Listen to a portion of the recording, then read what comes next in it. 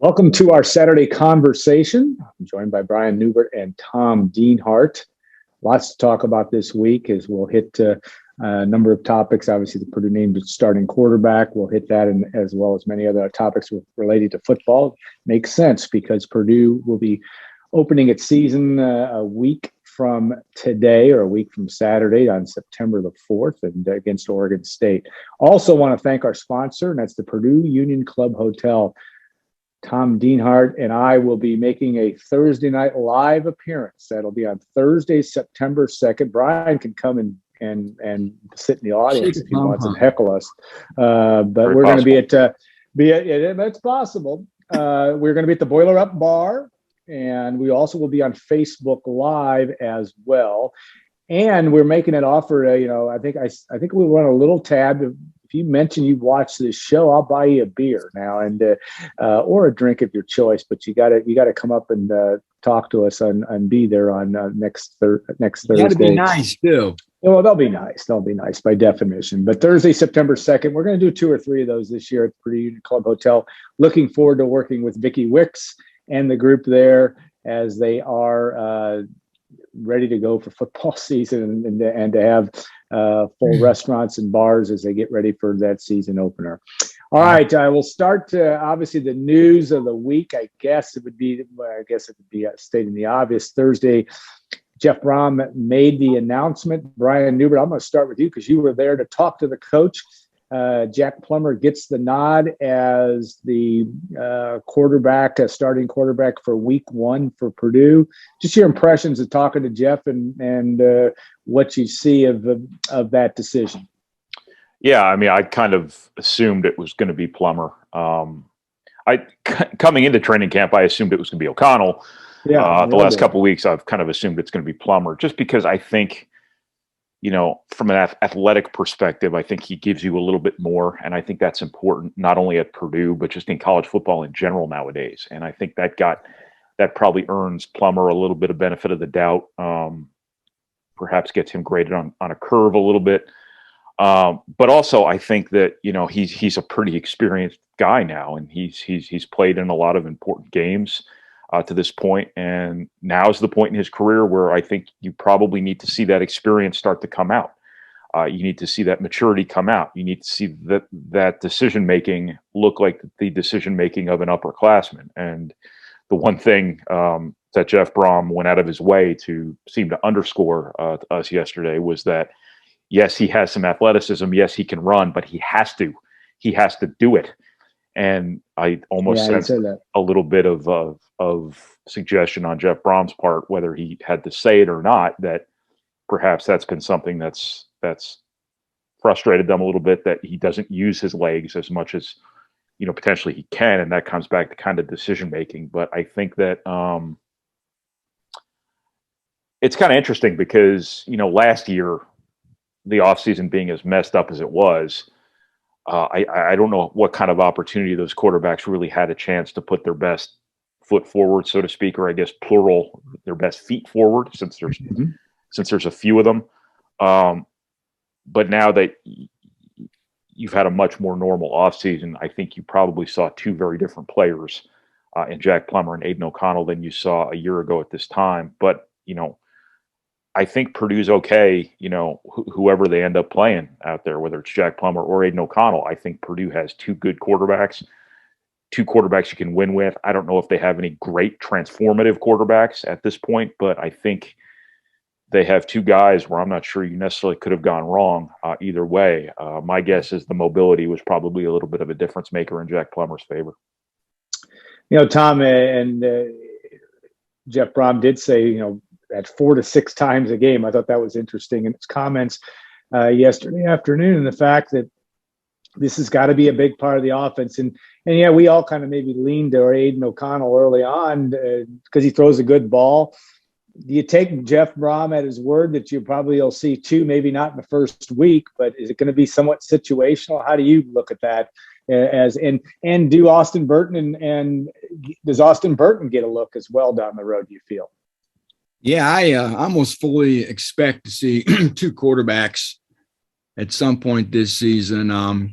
Jeff talked about having packages developed for the other quarterbacks. So we could see situational use of guys like Aiden O'Connell or Austin Burton.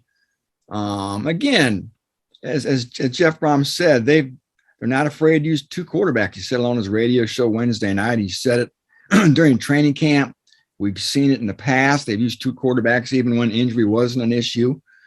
So they always like to try to maximize their roster. But I think Brian summed up the decision that Jeff Braun made on Thursday as far as tabbing Jack Plummer. Again, I don't think any of us were really surprised by the choice. The combination of experience, arm, and again, the oh so vital ability to be nimble with your feet was unmatched by anybody else on the roster. 9 career starts. And again, he's a guy that can move a little bit. And yeah, maybe his spiral isn't as pretty as Aiden O'Connell's, but you know what? Jack Plummer still throws a very good football. So again, he's the best of both worlds. He checks the most boxes. And that's going to be the guy you roll your dice with coming out of the gate. Now, maybe Jack Plummer is a house of fire against Oregon State, throws for 500 yards like Sinlar did against Nevada, 4 touchdowns, and maybe this guy gets on a roll and it's the guy all year. But I'm sure everybody would love that. So we'll see. But again, I guess as Coach Brom said, it's nice to have options if you need them. And Purdue apparently has 3 of them. And again, Brian said this many times too, that this now it's time, guys. It's time for Jack Plummer to make this his team, to make this his program, to elevate his game. Because I don't think it's an overstatement, guys. And unless he takes up that proverbial next step, I'm not sure this season is really going to be special. I think Purdue can still win 6 or 7 games. Who knows, guys? If Plummer really takes a turn here, maybe Purdue can squeeze out 8 wins. But again, they definitely just need more from this quarterback's position, without a doubt, I think. Did you, Brian, glean anything just on maybe Jeff's body language last night or Thursday, excuse me, when, from a leadership standpoint? I mean, it talks about obviously they like both guys from a leadership perspective, but the sense that, also, we knew then all the way back in the recruiting process that Jeff Brom liked Jack Plummer a great deal and really thought he was a guy he could build his program around. All those factors in. Do you sense that is that a reason for that timing a week out just to set the table? And how big a factor is the leadership quotient? Yeah, he did mention that a number of times, and I don't think that's anything we didn't know before, that Jack Plummer's got a real kind of leadership quality about him. On the other side of that too, Aiden O'Connell, I'm sure has a lot of the same stuff going for him too. Question. And him, I guess for the time being designated as the number 2 quarterback, I don't think that's a guy who's going to make any waves. Purdue's had situations in the past where a guy hasn't gotten a job and he's become a little bit of a disruptive force behind the scenes. I don't think Purdue's going to deal with that at all. I think Jack Plummer has everything you'd want as an individual. I think he's a quality person. He seems like a guy who can be that sort of presence that people respond to in a positive manner, people want to play with, people want to respond to. And I think that's a very positive thing, because this team needs leadership badly. Because last year, I don't know if you necessarily saw that on the field to the level you would have liked. There was a lot going on around last season too. Yeah. So if Purdue didn't have leadership, there's probably a lot of reasons why, but I think that's one of the biggest keys to this season. The George Karloftises, the David Bells need to be really good leaders. But the quarterback is part of the job description, that you have to be a guy that people want to play for, that people respond to. Mm-hmm. And I think Jack Plummer would seem to have all of those qualities. Yeah, I think that's going to be a key factor. Okay, the $64,000 question, which is maybe rhetorical almost in nature, Tom, but is this team ready? Do we, it's a big matchup against Oregon State. Purdue's a 7.5-point favorite. At least that's, I think, what the early line is.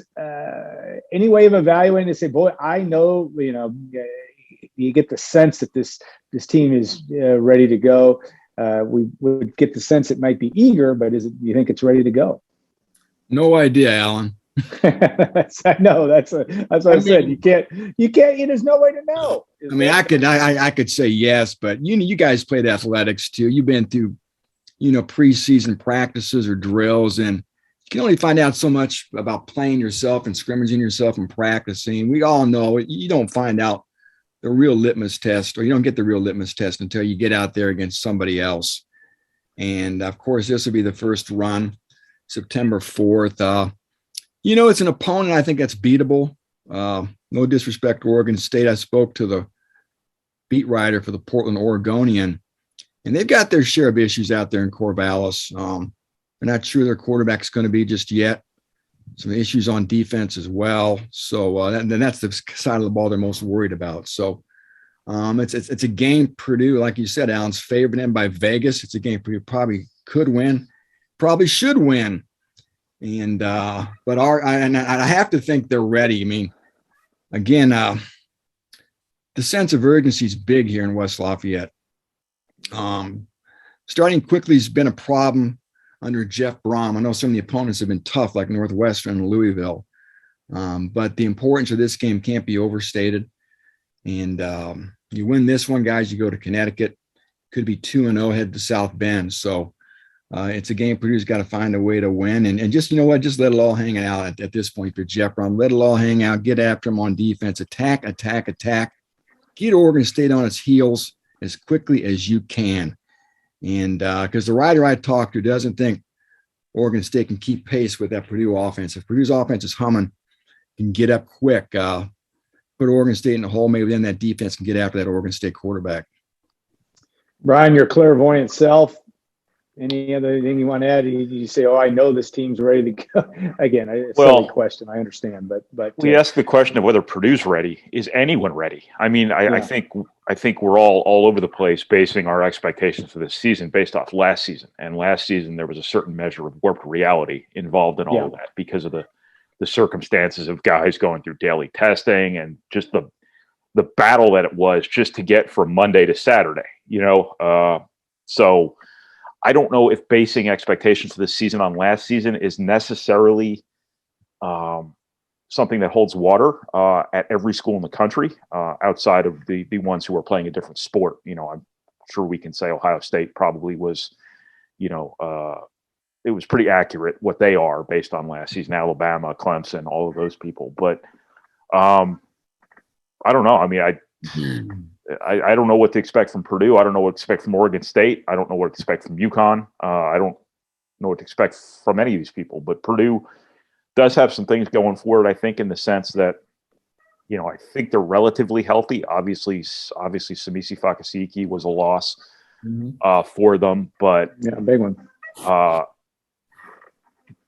I think all of the guys who are most likely to affect winning and losing on Saturdays are intact, assuming the offensive line isn't in tatters come Saturday. I think, Purdue's got some element of surprise going for it in the sense they have a new system defensively. They could have a new renewed mentality all across the board based on the way Jeff Brom has spoken since the end of last season.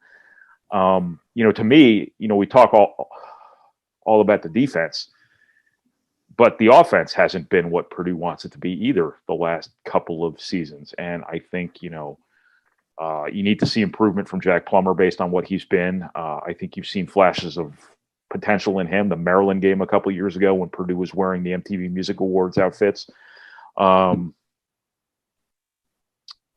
If that can be something close to his ceiling and he can get anywhere in the vicinity of that, I think Purdue's got enough weapons around him where I think they can be much better offensively than they have been. Obviously, last year you were dealing with a lot of issues, but I think that, Purdue has to come out with energy and they have to come out and they have to have leadership and they have to, this comes down to a lot of intangible stuff. And I'm just rambling at this point. I've completely lost I like track, the MTV Music Awards. completely lost track of this answer, but I think, there's so much intangible that matters this season. And I think energy is the biggest part of it. If this new defensive staff can bring out some energy in these guys, if their attitudes collectively are good, if they have gotten to a point where they've lost for 2 years and don't want to take it anymore, and you've come full circle to where they were, 4 years ago in that regard, I think that's as important as anything from a defensive perspective, an offensive perspective, a special teams perspective, as anything. Purdue just really has to want to win. Jeff Brom, Tom's got to bring that energy too, though. I mean, that's part of his gig. I mean, you watch on the big screen of him throwing the chair and in the locker room and getting his team fired up. And I'm not saying he didn't have energy, but that seems to be. I think he knows. He said publicly that he wants his team to play like its hair is on fire. That may come from the head man too. I mean, the sense that's a part of this equation. Oh yeah, again, like you said, Alan, I don't ever doubt Jeff Brom's intensity, fire, or passion. We see it demonstrated most Saturdays on the sideline, and just a matter of if his players can pick it up, guys. And I think Brian talked about intangibles, talked about energy. Well, another intangible is leadership, right? And there are some veterans on this team. There are some super seniors, guys like Greg Long and Jackson Anthrop in particular. A couple other strong voices, I'm told. Payne Durham, the redshirt junior tight end, is a well-respected leader on that offense. A lot of people turn to. Corey Trice on defense, another redshirt junior, a cornerback's another guy. So, you know, they always say, you guys have heard it too, the best teams don't really have to be led by the coaches at all. They're led from within. And you're going to get punched in the nose during the course of life, during the course of a football season. It's not that happens, it's how you respond to it. And that's where I think that's where your internal leaders have to step up. And, you know, you don't know if they're there until you have to walk through that controversy and see if you can walk back out the other side of it. So that's something I'll be watching, how you respond to adversity when things aren't going your way. Do you keep fighting? And how do those leaders rally the troops? So again, leadership's going to be huge, and it's always big for any team that's successful, for those guys to be right within your own roster that really don't even have to be coached about it. Brian, we talked, obviously a national world topic is vaccinations. Purdue seems to be in pretty good shape where its football team is. Even I think the university talked about being at 75 to 80% vaccinated as well. All good signs. Anything new or different from your perspective as you look at that number? And I know Mike Babinski talked about that in a conversation with you this week. Yeah, Purdue's football team is supposed to be right around 95%, which is obviously pretty good. You know, what people are, I think, forgetting about all of this it's not just about the spread of the virus. Obviously, nobody wants the virus. And vaccinated people obviously can get the virus. That shouldn't be forgotten about. It's the contact tracing that was an enormous issue behind the chaos last year, where if you had a positive case and that positive case was in the vicinity of like 30 other dudes, that was a huge problem. And now, as I understand it, the guys who are vaccinated, unless they're showing symptoms, unless they test positive themselves, those guys are good. Those guys don't have to quarantine. They don't have to get pulled out of circulation. And that makes things much simpler, you know, than they were last year. So for Purdue to be up there around 95%, it's a pretty small pool of guys you're still worried about having to get contact traced there. So that's, I think, a very positive thing. And, you know, hopefully for the Big Ten, that's a pretty consistent sort of number around the league, because, you know, unlike last year, if you can't play, you forfeit, and that directly affects your record. And that's, you know, this year, that's the way it should be, in my opinion. Last year, you know, there were some circumstances there. You were just trying to play a season. You had to do right by your TV partners, all of that stuff. And you didn't have a vaccine last year, right? Also did not have a vaccine last year. Yeah, right. That's an excellent point that kind of escaped me there for a moment. So yeah, I mean, I would think, you know, people are pretty well positioned to have a relatively functional season this year, and that's obviously a very positive thing. All right, last topic for today's simulcast is the alliance and the announcement this week. The Big Ten, the Pac-12, and the ACC have joined arms in some fashion, or in a large fashion. I guess we just don't know how that all is going to play out. But Tom, it's an interesting development in the wonderful world of the landscape of college football. Maybe leaves the Big 12 or what's left of it trying to figure out which end is up. You know, now that you've had a few hours to think about what this may be, maybe it's too early to know what we're going to know, but an interesting development is still the same. I don't think anybody knows, Alan. It was, I a meeting where they talked a lot. There's no agreements made. Just a lot of singing Kumbaya. They're not going to cannibalize each other. There's probably not going to be expansion. Yes, they could schedule each other, guys, but these games may not be scheduled until 2030. Long story short, I just think it was a chance for those three conferences to cluster together in reaction to what the SEC and ESPN have done, with Oklahoma and Texas joining that conference as well. So I think, again, positioning themselves for the future when the college football playoff discussion begins, they can have their voting block and they can sort of keep an eye on the SEC and ESPN and whatnot. I mean, again, there was nothing concrete that came out of that thing this week. I thought Pete Thamel put it a good way. This probably could have been handling a group text. Probably need to have a press conference. I mean, read all the Brian did a great job summarizing it. I've read other the national writers' perspectives, and some people are laughing about it, to be honest with you. But anyway, it is significant in its own right, potentially. And that's it, just potentially. We're going to have to stay tuned and see how this continues to develop. This is a back burner thing now. Maybe it becomes something of importance here in a year, 2 years, 3 years, or 5 years or longer. Who knows? Yeah, Purdue on its schedule has Notre Dame, which I guess you'd call an ACC school in this situation. I don't know if that's quite right. Syracuse upcoming as well. The scheduling it's going to be interesting to see how they do it. I thought the important thing was just showing that I do like the voting block part of this and having some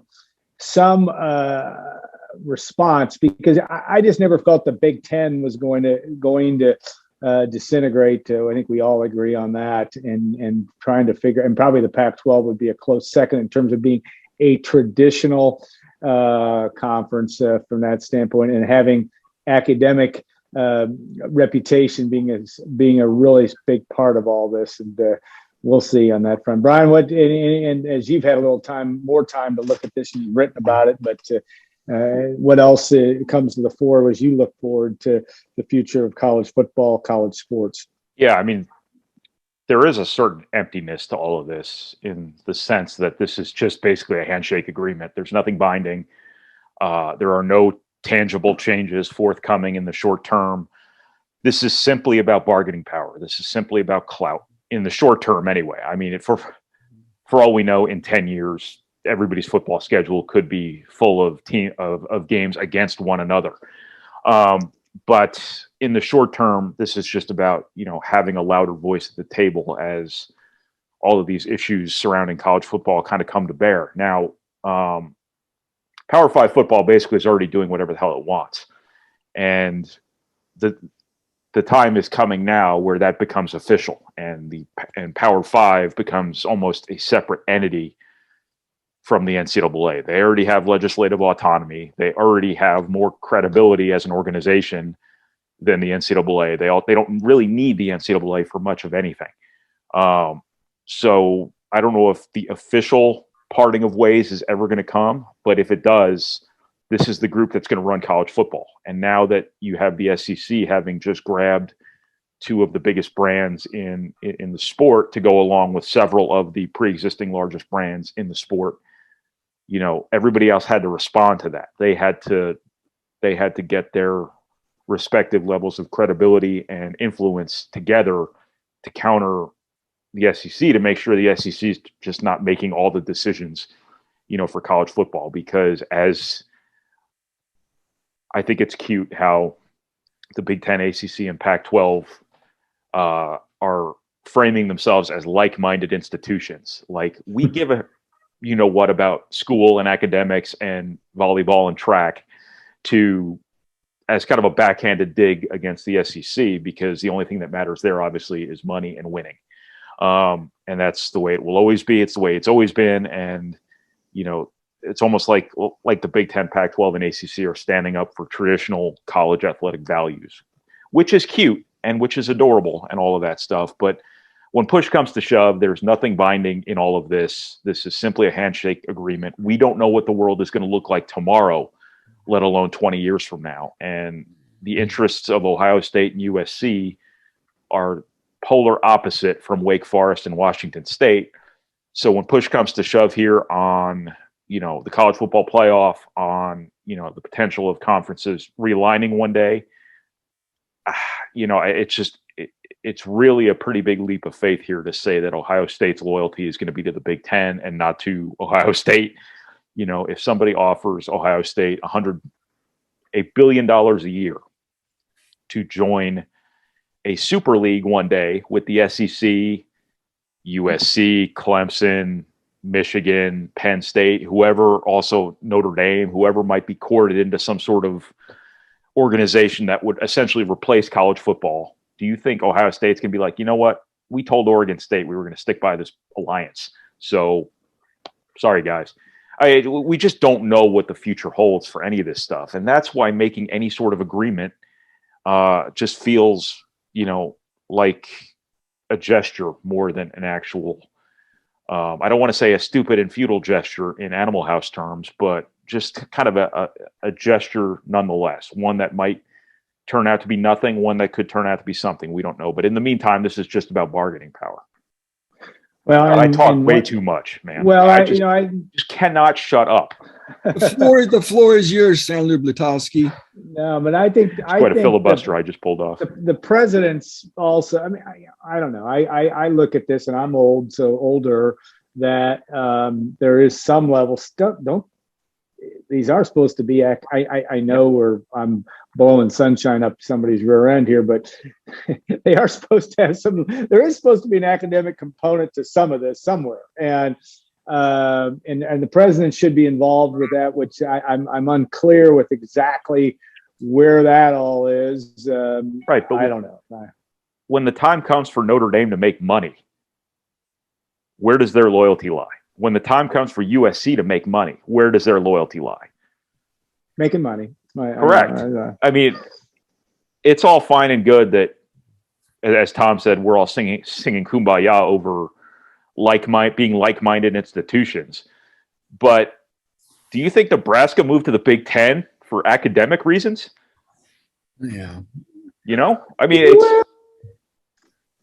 they'd like to think we're all just playing. We're all just continuing to hold up the charade that has been completely unveiled by everything that's happened the last however many years. I really do agree. I think COVID completely peeled back the onion of what this is all about. This is all about business and sports. This is a money-making enterprise. Nothing more, nothing less. And with the university attached to it. Yeah, Nebraska helped Nebraska so much they fell out of the AAU when they joined the Big Ten. They weren't in the AAU in the first place, weren't they? Well, they were for a while, then they jumped out in 2011, I believe. Here's the one thing too, Alabama. They talk about. I was just listening to somebody talk about Alabama. What Nick Saban's meant to that school. Yeah, the enrollment skyrocketed. They got more national merit scholars than ever, and they say he makes $10-12 million a year, and he's underpaid. Yeah, that program alone has elevated the entire university. The chemistry department couldn't do that. The engineering department couldn't do that. No, only Nick Saban and Alabama football could have that impact on that university. Trust me, I am not for a second criticizing it. I'm saying, let's all call a spade here. And I agree with that. Drew Brees meant the world to not Purdue football, Purdue University. Yeah. I mean, still does. What he did to the university, you can't even put a dollar figure on. Most likely, still does, but when as I'm saying, with the fluidity of this gesture that's just been made, when the time comes for USC to decide between another $100 million a year, wherever that $100 million might come from, and being part of a loose conglomeration of quote like-minded institutions. I don't think their loyalty is going to lie on the side of like-minded institutions. I think it's going to lie on the side of money. And that's the way it should, that's the way, there's nothing wrong with that. Let's just call it what it is, a business. And I think that, COVID, shined a light on what this is all about. And these are not nonprofit institutions. And if they just if COVID pushes them in a direction to start acting like, for-profit institutions, that would be much more in line with reality, because right now these places are raking in $100 million a year in revenue. They're spending 99 of it so that they can't say, hey, there's a whole bunch of money sitting there, let's give it to the athletes. Now with the whole whole name, image, likeness thing that's come down, that argument might, come off the table ever so slightly. This is a game that is being professionalized more and more by the day. And, for 41 schools to, agree to this handshake agreement to coalesce with 41 like-minded institutions, that's a lot of presidents, that's a lot of athletic directors, that's a lot of different schools with different interests at different levels of the college football food chain. It just doesn't seem like this is something binding in any way, shape, or form. But it also may not matter, because it might just be about, hey guys, let's just vote together. And if nothing else comes from this, that's a win. And that's perfectly fine, because the SEC, probably needed to be checked. Look at the poor Big 12. Look at the poor Big 12 guys. What's left of it? They weren't invited to the party, right? Yeah. Big 10, the Pac-12, the ACC could have thrown them a bone and included them. They didn't. Imagine if you're Baylor, Kansas, Texas Tech. Yeah. You're going to see your revenue go from 30 million to 17 million, $15 million whenever their deal expires. Yeah. I mean, you're talking about these programs are never going to be the same. Right. Ever. Right. We talk about like-minded institutions, and the Big 12 has been the SEC light. I mean, you have Oklahoma State doing whatever Oklahoma State does, with its oil money. You have Baylor, the University of Sexual Assault. Not to make light of that, but these are places with some stench to them by and large. And it's basketball. You can tell that, hey guys, we've got all of these potential expansion opportunities here for you with the Baylors and the TCUs and the Texas Techs and whoever else. Nah, we're good. Nobody wants them. Pac-12 didn't want any part of that, because, hey guys, like-minded institutions, Yeah, and that's a good stamp for it now, and that may be a good placeholder for a period of time. And I think you're right on the COVID front. I still think that really did expose what we all knew was there anyway. But and the role of the presidents in the athletic scheme seems to me to be less and less as this business continues to grow and grow. So on that thought, we'll put an end to today's Saturday simulcast. We had just scintillating conversation. I want to thank Brian and Tom, and want to also remind, I don't know if Tom and I are going to be able to put this, only if Brian shows up, but if we next Thursday night, we'll be at on September 2nd, 7 p.m. at the Purdue the Union Club Hotel, Boiler Up Bar. We might actually be on the patio if the weather's good. It's about 100 degrees in Lafayette these days, West Lafayette, but it may cool off by then.